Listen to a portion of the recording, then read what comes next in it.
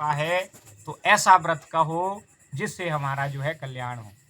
तब विशिष्ट मुनि कहते हैं, मानधाता विशिष्ट जी से प्रश्न करते हैं, विशिष्ट मुनि उन्हें उत्तर देते हैं। विशिष्ट मुनि कहते हैं, रहस्य और इतिहास समेत सब फलों को देने वाला सब व्रतों से उत्तम व्रत को मैं कहता हूँ।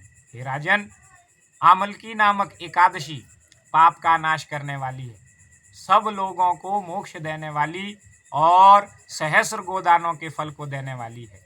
फाल्गुन शुक्ल एकादशी जो होती है उसका नाम आमलकी है। पुराने इतिहास का उदाहरण देता हूँ कि कैसे हिंसा में संलग्न व्याध मोक्ष को प्राप्त हुआ था। भाई जो शिकारी था एक, वो कैसे जो है मोक्ष को प्राप्त हुआ, वो कथा मैं तुमसे कहता हूँ। रिष्ट पुष्ट मनुष्यों से भरा हुआ ब्राह्मण क्षत्रिय शूद्र सबसे शोभित वैदिश नाम का जो है एक नगर था। हे नृप शार्दूल, वह नगर बहुत सुंदर और वेद ध्वनि से शब्दायमान था और उस पुर में नास्तिक तथा कुचाली मनुष्य कोई नहीं था। उस पुर में चंद्रवंशी शशबिंदु नाम का विख्यात राजा हुआ। उसके वंश में सत्य प्रतिज्ञा वाला चैत्ररथ नामक राजा उत्पन्न हुआ। श्रीमान राजा में 10,000 हाथियों का बल था, शस्त्र और शास्त्र विद्या का परागामी था। हे प्रभु, उसके पृथ्वी में राज्य करते समय कृपण और कुचाली मनुष्य कोई नहीं दिखाई देते थे। ऐसा पराक्रमी वो राजा था और उसके राज्य में सदा सुकाल क्षेम और आरोग्य रहता था। उसके राज्य में सब लोग विष्णु भक्ति में तथा शिव की पूजा में रत रहते और वह राजा विशेष विधि से पूजा करता था। शुक्ल पक्ष की द्वादशी युक्त एकादशी के दिन कुछ भी भोजन नहीं करता और सब धर्मों को छोड़कर हरि की भक्ति में तत्पर रहता था। हे राजन, इस प्रकार बहुत वर्ष व्यतीत हुए। वहाँ के सब मनुष्य सुख युक्त हरि भक्ति में रत रहे। कुछ काल में फाल्गुन शुक्ल पक्ष की द्वादशी से पुण्य युक्त आमलकी नाम की एकादशी आई। हे राजन, बालक बूढ़े सब लोग नियम से व्रत को करने लगे। महाफल युक्त व्रत को जानकर राजा नदी के जल में स्नान करके सब लोगों समेत देवालय में स्थित हो गया, वहां पर आ गया। छत्र और उपानह युक्त तथा पंचरत्नों से युक्त दिव्य गंध से सुगंधित घट को स्थापित किया। हे ब्रह्म से उत्पन्न धात्री, हे सब पापों को नाश करने वाली आमलकी, तुमको नमस्कार है। मेरा यह अर्घ्य का जल ग्रहण करो। हे धात्री, तुम ब्रह्म स्वरूप हो और तुम रामचंद्र जी द्वारा जो है पूजी गई हो। प्रदक्षिणा के करने से तुम मेरे सब पापों को दूर करो। वहाँ सब मनुष्यों ने भक्ति से जागरण किया। उसी समय एक भेड़िया जो है वहाँ आ गया। वह भूख और श्रम से बड़ा ही व्याकुल था तथा भारी बोझ से पीड़ित था। कुटुंब के लिए जीवों को मारने वाला वह सब धर्म से बाहर था। क्षुधा युक्त वह वहां आमलकी का जागरण और जलते हुए दीपों से युक्त स्थान देख जा वहां पर बैठ गया। यह क्या है, ऐसा सोचकर अत्यंत विस्मय को प्राप्त हुआ और कुंभ पर दामोदर देव को देखा और आमलके का वृक्ष देखा। मनुष्यों से विष्णु की कथा सुनी, भूखे रहकर एकादशी का महात्म्य भी सुना। उस विस्मित मन वाले की रात्रि जागते ही बीत गई। प्रभात के समय सब लोग नगर को गए। व्याध ने भी जाकर प्रसन्न मन से भोजन किया। उसके बाद बहुत काल में मृत्यु को प्राप्त हुआ। एकादशी के प्रभाव से और रात्रि के जागरण से वह व्याध चतुरंग सेना से युक्त राज्य का स्वामी हो गया। उसने वैसे ही वो वहाँ पर जाके बैठ गया और वो कथा सुन ली। उसको वो पुण्य मिल गया और वो एक राज्य का जो है चतुरंगिनी सेना वाले राज्य का स्वामी हो गया। जयंती नाम नगरी का राजा विदुरथ उसका नाम हुआ। जयंती नगरी का राजा हुआ जिसका नाम विदुरथ पड़ा। उस राजा को चतुरंग सेना से युक्त बलवान धन धान्य से युक्त वसुरथ नाम का पुत्र हुआ। वह निर्भय 10,000 ग्रामों का भोग करने लगा। वह सूर्य के समान तेजस्वी और चंद्रमा के समान कांति वाला था। पराक्रम में विष्णु के समान तथा क्षमा में पृथ्वी के समान था और धर्मात्मा, सत्यवक्ता तथा विष्णु भक्ति में परायण था, ब्रह्मज्ञानी और कर्म करने वाला।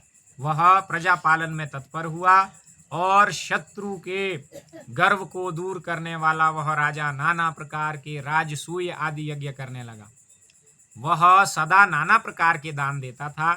एक बार शिकार को गया हुआ वह राजा दैव योग से जो है अपने रास्ते को भूल गया। वहां राजा को दिशा विदिशा का ज्ञान जो है नहीं रहा। तब अपनी बाह सिरहाने दे के लेट गया। अत्यंत थका हुआ वह भूखा ही सो गया। इस बीच में पर्वतों के निवासी मलेच्छों का समूह वहां आया, जहां शत्रु के बल को नाश करने वाला वह जो है सो रहा था। राजा से वैर किए हुए वे सदा दुखी रहते थे। उसके बाद वे सब चारों ओर से राजा को घेर कर खड़े हुए और पहले वैर से विरुद्ध है बुद्धि जिसकी, ऐसे इस राजा को मारो मारो ऐसा कहने लगे। पहले इसने हमारे पिता, भाई और पुत्रों को मारा है और पौत्र, भांजे तथा मामों को मारा है, और अपने स्थान से निकाले गए हम 10 दिशाओं में जो है फैल गए। इतना कह के वे वहां उस राजा को मारने को जो है उद्यत हो गए। पाश, पट्टिश, खड्ग और धनुष पर चढ़ाए हुए बाणों से वह शत्रुओं का समूह राजा को मारने लगा। सब प्रकार के शस्त्र चलाने पर भी उस राजा के शरीर में ना लगकर स्वतः ही जो है वो नष्ट होने लग गए। वो जो शस्त्र जिस शस्त्र से उस पर प्रहार करते थे वो राजा के शरीर में ना लगकर उनके ही शरीर में जो है हानि पहुंचाते थे। शस्त्रों के समूह से युक्त मलेच्छ आदि जो है श्रम से अधमरे हो गए। वे एक पग भी चलने में समर्थ ना रह सके और नष्ट चित उन मलेच्छों के अस्त्र भी भोथरे हो गए। जो राजा को मारने आए थे वे सब दीन हो गए। उसी समय में उस राजा के शरीर के संपूर्ण अंगों से शोभायमान एक स्त्री प्रकट हो गई। वह दिव्य गंध से शोभित और दिव्य आभरण से भूषित थी।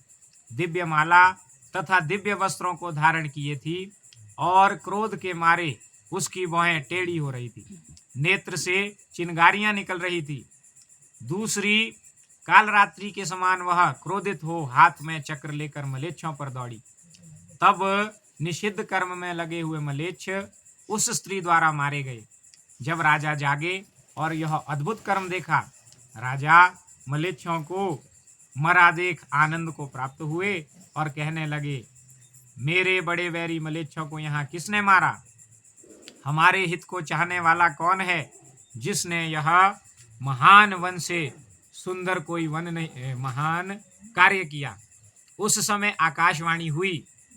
विस्मय युक्त बैठे हुए उस राजा ने आकाशवाणी सुनी कि हे केशव, भगवान के सिवा जो है तेरा दूसरा कोई भी नहीं है, कि हे राजन, भगवान केशव के सिवा दूसरा तुम्हारा और कोई भी नहीं है। उस वन से कुशलता पूर्वक लौटे हुए वह धर्मात्मा राजा पृथ्वी में इंद्र के समान राज्य करने लगा।